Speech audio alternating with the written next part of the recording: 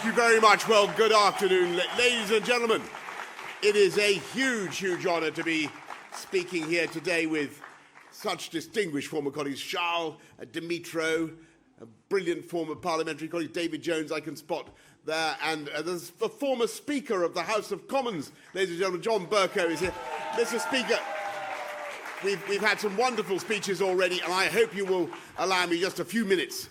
I promise to keep it very, very brief, because I'm above all honoured to be speaking in the presence of so many wonderful people from Iran, and to be supporting Iranian freedom and your fight for democracy, for human rights, for free speech, of all the things that Charles mentioned in Maryam Rajavi's brilliant 10-point plan, for the equality of the sexes, and an independent judiciary, the right not to be detained and arbitrarily tortured, the right, all the essential freedoms and values that we believe in and that are treated with daily contempt by the regime in Tehran.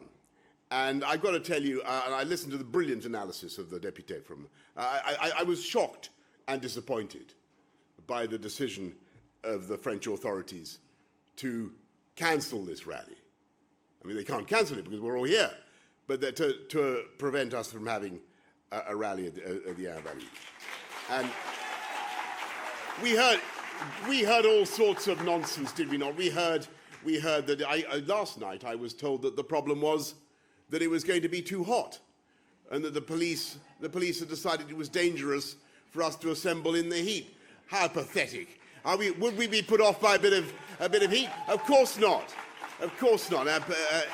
But de chaleur, no problem, no problem. And then we had this cock and bull story, this absolute nonsense from the authorities this morning, that there was some threat of a counter demonstration or violence or argy-bargy of something. What absolute nonsense. And I think it was brilliantly analysed and dismissed by our French colleague. Look, we know the truth. We know why we've been prevented from having a proper rally of the kind that was 2 months in preparation by Maryam Rajavi and others, and that was because the French Foreign Ministry got on the blower, as we say, to Mr. Aragchi in Tehran, and they decided that on the whole it would be more politic not to allow the Iranian opposition to assemble in that way. And in so doing, what has happened, be in no doubt, is that the French government, and forgive me, I love Paris, and I agree with every word that Charles said about Paris, but the French government has bowed cravenly, has capitulated to a regime in Tehran that tortures and kills its opponents on an industrial scale, that authorises the murder of young women simply for wearing headgear, head coverings of a kind they do not approve of, and that for almost, and that, by the way, has massacred 40,000 innocent people in January of this year, and for half a century has promoted across the entire Middle East an agenda of terror and mayhem, and indeed exported that around the world in the name of a crazed theocratic ideology which you, I hope, are going to expel. And it is wrong. And I think, and by the way, I think you will. Listening to the speeches, listening to what I've heard from Madam, I think you will. I think you're going to succeed. I know it. It would be wrong. It would be wrong at any time to suppress a legitimate, principled demonstration of political opposition to the regime in Tehran. It'd be wrong at any time. You know, people should be entitled to say what they think about the IRGC and all the sinister apparatus of repression that there is.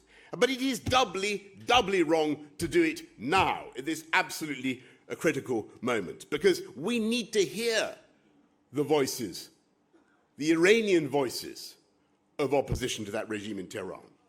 And the Iranians need to hear your voices. People in Iran need to know that they have your support,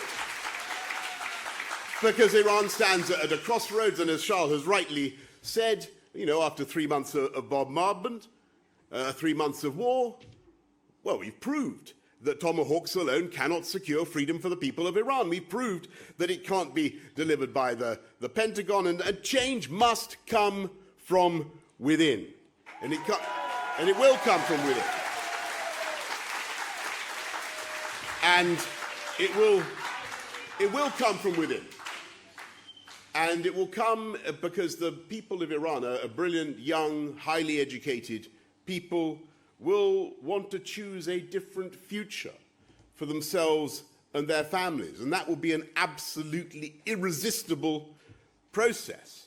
And it will be like the moment when other terrible ideologies were brought down in my lifetime. I remember some of the greatest political events in my lifetime, when the apartheid regime in South Africa was brought down by the general will of the people.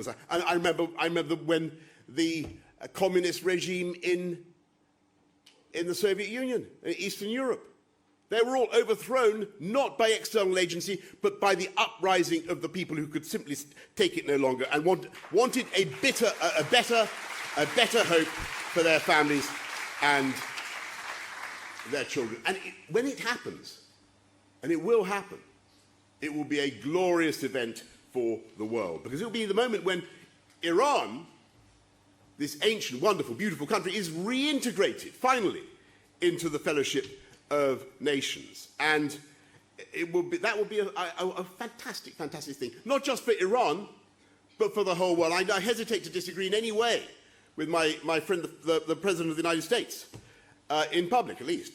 But I think I want to take him up on one point. I do not believe it is possible to destroy Iranian civilization. I don't think it's possible. I don't think it's possible to destroy Iranian civilization, because Iran, Persia, has given so much to our civilization, has made our civilization, from mathematics to philosophy, systems of government, communications. And my friend Mr. Trump, President Trump, is a proud New Yorker. And if you go down the streets of New York, you look at the post office building in New York. Anybody been to look at the post office building in New York? Do you know what it says on the post office building in New York? Can you remember what it says? It says, "Neither snow nor rain, nor heat, nor gloom of night stays these couriers from the swift completion of their appointed rounds." Remember? And that was the ancient Greeks, their awestruck testimony to what was then the world's first postal system under the Persian king. They gave us communications, the Persian, and indeed they gave us the algorithms that we use in all our computers today. And so my point is a very simple one. You can't destroy Iranian civilization because it made our civilization. What needs to happen now is that Iranian civilization needs to be reintegrated into the world today. And the people of Iran, that brilliant people, need finally to be able to give them the chance to express themselves freely, to take part in the global economy, and to get rid of this odious and cowardly regime. And it is vital that they in Iran hear the voices of freedom raised in their favor around the world. And then it's vital that they see that there really is a democratic alternative and that it has support. And that's why I think it was such a tragic mistake to cancel the rally today, to try to stop us meeting in the way that they did. And that's why I am so proud to be speaking today in support of the Iranian people and in support of freedom in Iran.